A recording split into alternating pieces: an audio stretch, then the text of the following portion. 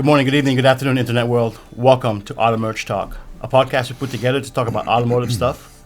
We work for a company named Car Data. We take pictures and videos of cars at dealerships. So if you're looking for a full-time photographer on your lot, Car Data can definitely help you. Today, as usual, I have Edwin Gomez with me today, and we're going to give you guys some updates and some news, what's going on in the automotive world. And to start off, we're going to start off with Bosch. Okay, Bosch is investing an additional $282 million in extending its chip production facilities at the plant in Germany. In the plant in Germany, yeah, that name is kind of hard to say. So the extra capacity of the plant will come in force in 2025. And Bosch is ranked number 1 in the top 100 global suppliers for automotive parts. And with the worldwide parts sales to automakers of $46 billion in 2020. That's huge. That's a lot. Yeah. They sell a lot of parts. So just so you guys know, Bosch is investing $283 million for chip production. That might be good news for a bunch of different manufacturers. Right. Because Bosch is used by. Bosch is big. Yep. Huge. So that'd be a good deal if they can throw out some extra chips for. Because it's really short out there. Yeah, there's a big shortage. There's a big shortage. What else is new? Electric. It's electric. More electric stuff. GM is planning to build a $500 million EV battery plant in Quebec. Nice. In Canada. The automaker will joint the venture partner with South Korea battery material firm POSCO Chemical, and its facility that will process materials for GM Ultimatum batteries. It's pretty cool. Yeah, this is where they produce the key steps in readying nickel, lithium, and other key ingredients needed to produce these batteries. Yeah, the ingredients that make up CAM represents approximately 40% of the cost of a battery cell, according to GM. Oh wow! Yeah, because of all those, I guess, rare minerals. You need all these mineral stuff, yeah. Right? Oh wow! 40% of the battery. Now the question is, do we have enough of that? That's a good question. That's gonna be a podcast 10 years from now. Right. Now we're running out of stuff to do electric batteries. That's true. The way electric cars are going. The way these things are going. I see it happening. So GM used to be in Quebec 20 years ago. They used to make the Chevrolet Camaro and the Pontiac Firebird in Montreal. In 2002, they closed. So now they're coming back again 20 years later to start with this new venture, which is pretty neat. That's awesome. I actually didn't know that they built it. Till 2002, that's where they were building the Camaro and the Firebird. That's right. And the automaker said the reason that they chose Quebec is because it's low cost and hydro-powered electricity grid, predictable environmental standards, and logistical links, such as nearby deep water ports. So that's the reason why they chose Quebec, because... Yeah, it's like a hub. Right. Easier to get to different places that they need to. They don't know how big the plant's going to be. They didn't mention how big the plant's going to be. But it's going to produce GM's 4 ultimate battery cell plant for the Chevrolet Silverado, the GMC Hummer EV, and the Cadillac Lyriq, which I guess is a new EV coming out. It's a new EV coming out, yeah, because they're just, remember, they're trying to make all their vehicles. So. Right, all their vehicles EVs. That's true. That's true. Mm-hmm. So this is a huge step for them. That's awesome. And I've seen a lot of stuff on the Chevy Silverado. Yeah, me too. I've seen a lot. Beautiful looking truck. It is gorgeous. I gotta be honest. I never liked the Silverados like that, but this one is. Neither have I. Yeah, it looks really, really good. And for an electric vehicle, that's a big thing. It looks slick. It's futuristic. Yeah. It's got nice curves and everything. The construction in the new plant in Bécancour will begin immediately, said GM. And the CAM plant is scheduled to begin production in the first quarter of 2025. Here's another one I thought that was pretty interesting. Ford, General Motors, Stellantis drop mask requirement. That's a plus for a lot of people, I guess, if they don't like wearing the mask. So, go ahead. No, I was going to say, but that's like a union thing. It's United Auto Workers Union decided to drop the mask requirement at a meeting 2 weeks ago on Thursday. Right. The group decided to follow Centers of Disease Control and Prevention guidelines in making the mask optional regardless of vaccination status. So whether you're vaccinated or not, it's optional now to wear your mask now. I mean, I gotta say, I can't imagine working in a plant all day with a mask. I mean, I don't know. I've never done it or anything. Yeah, neither have I. But still, even traveling, wearing a mask the whole time you're traveling is frustrating. Yeah, it's a little. So I can imagine wearing that 8 hour shift. And while you're doing, and God knows what Right. they're doing in these plants. So the next one here is Rivian, the truck maker, pissed off a couple fans by rising up their prices in the RT1, in the R1T and the R1S SUV, angering pre-order buyers. They raised the prices up from 17 to 20% higher of the original price that the customer purchased it for. So that's a huge bump, man. Yeah. It says there was one guy that the market adjustments were $10,000 for the popular vehicles, and now they're adding about $12,000 more to the original pricing. 12,000. Yeah. And before they were just doing 10. So I mean, it's a $2,000 more markup, but the problem with that is they're marking up the people that even pre-ordered. Right, and that's not right. Yeah, that's not right. That's. If I put a down payment on a car for the price you were selling it at, you should honor it. Before the price hikes, the quad motor R1T was at 67.5. Now it's up 18%. It's at 79.5. Wow. That's a big difference. There's the $12,000 that I told you. That's a big difference. Huge difference. Huge but difference. again, most car manufacturers are doing that, and Right. it's not really being considered price gouging nowadays. No, But it is. in a way. In a way. They have their reasons why they're doing that. Yeah, that's what I'm saying. That's why I guess they're not calling it price gouging, because it's really Right. not. It's basically. There's a customer that says Mercedes-Benz surprised them with a $50,000 markup on the EQS electric sedan that they ordered last year. $50,000 on top. On top of the price of the car. So if the car was selling for $100,000, it's $150,000 now for that car. I could just get a car for $50,000. Right, exactly. But they canceled their order, and they actually went and ordered a Lucid car. I don't know if you guys know about the Lucid cars, but they ordered one of those. It's pretty neat, competitive. And the Lucids are about $50,000-$60,000 around that right? range. Yeah, They're around in that the range. 70 to 80,000. He bought a car for just the markup of the one he ordered. Right. Comes to show you. And there was about 71,000 orders. Right. So out of those 71,000, even if only 20-30% of them are upset, that's. Well, a lot of them they've even taken pictures of their cancellation to show online. They're so pissed Oh off. wow. Yeah, that's not good. That's not good. And the reason for that is because the semiconductors, the sheet metal, and the seat has become more expensive for them. So that's why they're raising up their prices in these cars. Still, I understand, but if you pre-ordered a car, Yeah. certain time. It's like anything in nowadays. You're paying more for almost anything. But Rivian said that they would honor the price, the original price, if customers will order before March 1st.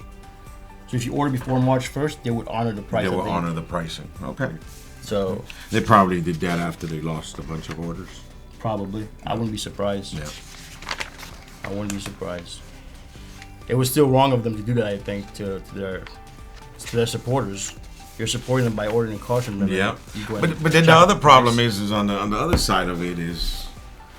It's not them really wanting just to do these things and mark No, stuff it's not up. their fault. It's really not their fault. It just has to do with everything that's going on out there in the world today. It's You making can't everything run, right, expensive. You can't run a business on a loss. You can't. You just can't. You have to make a profit. So I understand why they did that. Doesn't mean it's right. There's not. On more EV news, Biden to tout U.S. progress on critical minerals production for EVs and other products, which is basically what we were talking about Right. in the other thing. Right. There's gonna be a boost to government and private industry. For the production of these minerals that are needed to make the electric vehicles. Okay. Not only electric vehicles, it's also cell phones and a wide range of related electronics and weaponry. Okay. So, Weaponry. I think that's why. But anyway, Right. No, I hear that's you. another podcast I for another day. understand. But yeah, Washington has grown increasingly concerned that the low U.S. production of minerals essential for the construction of future technologies could leave them behind to China Right. and other nations. And they don't want that. Yeah, they don't want that. That's why they're trying to step it up to see if what we can do. So that's good. At least Biden's pushing that. Biden announced the U.S. Defense Department awarded MP Materials Inc. That's a company that Right. so $35 million to process rare earths. Sweet. Yeah, so that's pretty good. Pretty good. Go Biden. I mean, because people don't think it's just okay. We want to go electric, but you got to start. There's all these little steps in funny. between. Yeah, you start from the battery, then everybody's worried about the battery. Now we're going into the actual minerals that have to go into the battery. Right. Like people don't see the logistics of things. They think they just pop Yeah, up. it just pops up. Just design it, make it, and you're good to go. There's a lot that goes into it. Yep. So that's a good thing. Right. Everybody out there, different countries, everybody's they're really pushing for this EV stuff. So Yep, everybody. Well, gas prices right now is pushing you to get an EV too. It keeps going up. Yes, I've actually seen prices now. The other day, somebody sent Almost $5. The Orlando people sent a text, and the gas was like $4.60, $4.70. Yeah. It was $4.50 by me the other day. Greg told me it's close to $5 in Louisiana. He told me it's close to $5. That's crazy, man. If not $5. I filled up my tank and I was cringing the whole time. Yeah, it's nuts. You guys know about the trucker engine maker Cummins? They're gonna buy Meritor. Am I saying that right? Meritor? I guess Meritor For $2.6 billion. For electrified axles. The deal adds electrified axle and brake products to the Cummins portfolio. Right. There, for those that don't know the Cummins, that it's just a truck brand. You probably see it all the time out there. They make a lot of the box trucks and stuff but like they're known for their engines. Yeah, they're known for their engines and all that stuff. So if they can have all of this stuff and build electric and hybrid vehicles now, right? They're just added to portfolios. That's true. They're just gonna get bigger and bigger. again, Which is great. Yeah, again, the demand for electric vehicles. Because you don't hear too much about those big semi trucks being electrified yet. But we were talking about it. I'm not sure if we did it on a podcast or me and you speaking personally. But there was one day that we were saying, would it make sense to make these 18-wheelers? Right, we did talk about that. And then we were saying, well, what about these long trips? Right. But I mean, I guess they also have way stations and stuff or wherever their stops are, they can gas. Maybe their trailers could be a battery pack too. You never know. Put a battery pack. We're patenting that, guys. That was a good idea. Yes, that's a great idea. Oh man. So yeah, they're buying Meritor for $2.6 billion. Again, everybody just pushing to get this EV vehicle off the ground. Everybody, everywhere is doing whatever they can, however they can. By 2025, you're going to see a lot of them out there, I think, if not sooner. Because a lot of plants are pushing these cars. It's crazy.